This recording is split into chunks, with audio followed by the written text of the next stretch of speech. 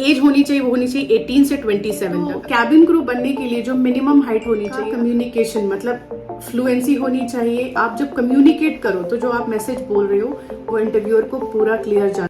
Good morning everyone, welcome back to my channel. My name is Kanchan. बहुत सारे लोग मुझसे सवाल पूछते हैं, तो मैंने सोचा मैं कैबिन क्रू सीरीज शुरू करती हूँ जिसमें मैं आपको कैबिन क्रू से रिलेटेड सारी इन्फॉर्मेशन प्रोवाइड करूंगी। अगर आप वीडियो में इंटरेस्टेड है तो मेरे चैनल को सब्सक्राइब कर लें, क्योंकि आगे भी इससे रिलेटेड काफी वीडियोस मेरे चैनल पे आएंगे। And today's topic is what is eligibility criteria to become a cabin crew.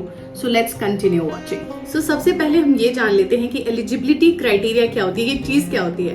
Okay, eligibility criteria जो एयरलाइन हायरिंग पेज पे, अपने करियर पेज पे जो मेंशन करती है ना कि हमें ये क्वालिटीज चाहिए, जैसे आपकी क्वालिफिकेशन होनी चाहिए 12, फिर आपका हाइट इतना, वेट इतना। सो ये जो सारी डिटेल्स लिखी होती है, जो रिक्वायरमेंट होती है, उसी को हम एलिजिबिलिटी क्राइटेरिया कहते हैं।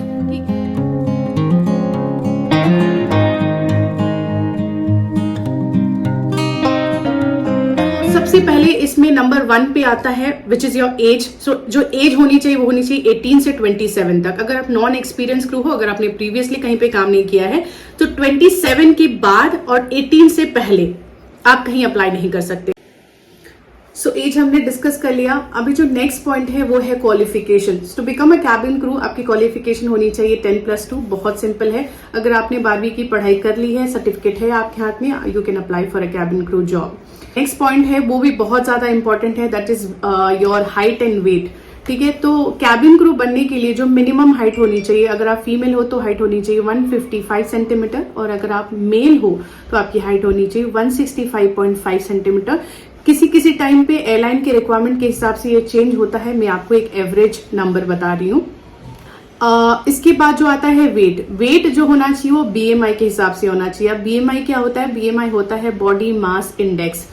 सो अगर आपको उस पर्टिकुलर टाइम पे जब आप इंटरव्यू देने जा रहे हो, अगर आपको चेक करना है कि आपका BMI कितना है, तो आप अपना हाइट डालिए और करंट वेट डालिए गूगल में एक BMI कैलकुलेटर आता है, वहां पे डाल के आप चेक करिए। वो रेंज जो होना चाहिए वो 18 से 22 का होना चाहिए। इससे ज्यादा अगर है, थोड़ा बहुत ज्यादा है तो ठीक है, बट बहुत ज्यादा है तो आप एलिजिबल नहीं हो, मतलब आपको होल्ड पे डाल दिया जाएगा मेडिकल्स में। इसके बाद बहुत इंपॉर्टेंट है communication, that is third point, but very very very important. आपका कम्युनिकेशन मतलब फ्लुएंसी होनी चाहिए। आप जब कम्युनिकेट करो तो जो आप मैसेज बोल रहे हो वो इंटरव्यूअर को पूरा क्लियर जाना चाहिए। ठीक है, अगर आपको इसके लिए तैयारी करनी है तो आप अच्छे से तैयारी करो, क्योंकि फर्स्ट राउंड जो होगा उसमें आपको सबसे पहले पूछा जाएगा कि tell me something about yourself, या कोई भी क्वेश्चन पूछ देंगे, tell me something about your family, कुछ भी आएगा। मतलब इसमें आपको कम्युनिकेट करना है। तो कम्युनिकेट करते वक्त अब किन चीजों का ध्यान रखोगे? ये कि आपकी बॉडी लैंग्वेज कैसी है, आप कम्युनिकेट करते वक्त स्माइल कर रहे हो कि नहीं, you are making an eye contact with the interviewer और नॉट। सो ये सारी चीजें देखते हैं, आप कितना कॉन्फिडेंट दिख रहे हो। ठीक है, सो ये सारी चीजों पे आपको जज किया जाता है। So communication is very very important, और अटकना नहीं। जब आप बात कर रहे हो तो रुक के नहीं। जैसे मैं एग्जांपल बताऊं, अगर मेरे को कोई पूछता है कि tell me something about yourself, अगर मैं ऐसे बोलूं my name is Kanchan, I am this year old, तो उससे पता लगता है कि आप कॉन्फिडेंट नहीं है, या तो आप नर्वस हैं, या आपकी कम्युनिकेशन में कोई दिक्कत है।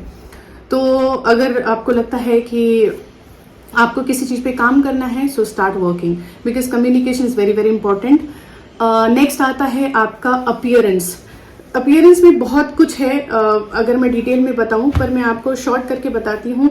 जब भी आप इंटरव्यू के लिए जाएं तो आपका अटायर होना चाहिए टॉप क्लास बोलने का मतलब है जो भी आप पहनो आयरन होना चाहिए, वो वेल फिटेड होना चाहिए।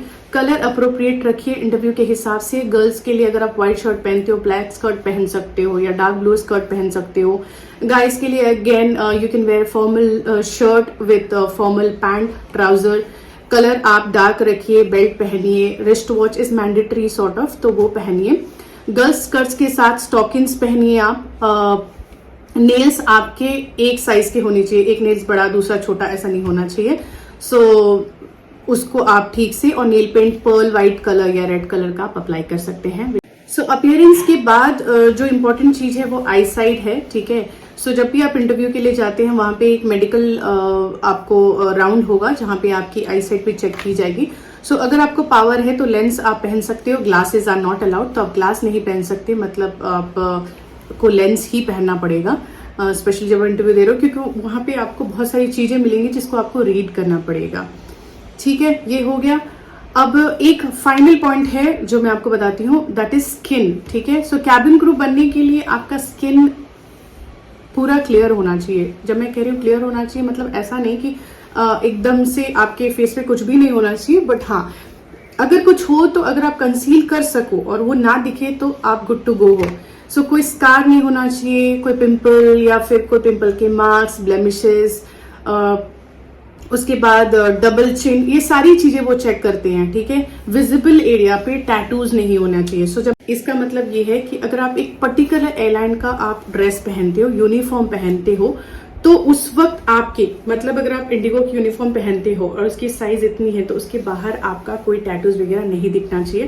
दैट्स अ बेसिक रिक्वायरमेंट, वो लिखते हैं ऐसा है, बट जब आप वो चेक करते हैं तो वो बहुत अच्छे से चेक करते हैं, लाइक एवरीवेयर दे चेक। सो यही सारी रिक्वायरमेंट है एयरलाइन मांगती है अपनी क्रू में। आई होप आपके पास जो नहीं है, जहां पे आप कम पढ़ रहे हो वहां पे आप काम करोगे और ये वीडियो आपको हेल्पफुल लगेगी। अगर वीडियो हेल्पफुल लगे तो मेरे चैनल को सब्सक्राइब करिए, क्योंकि आगे मैं कैबिन क्रू से रिलेटेड काफी सारी वीडियोस लाने वाली हूँ। और अपने फैमिली एंड फ्रेंड्स के साथ शेयर करिए। बस अपना बहुत सारा ध्यान रखिए। अगर आप इंटरव्यू के लिए जा रही हैं तो ऑल द बेस्ट।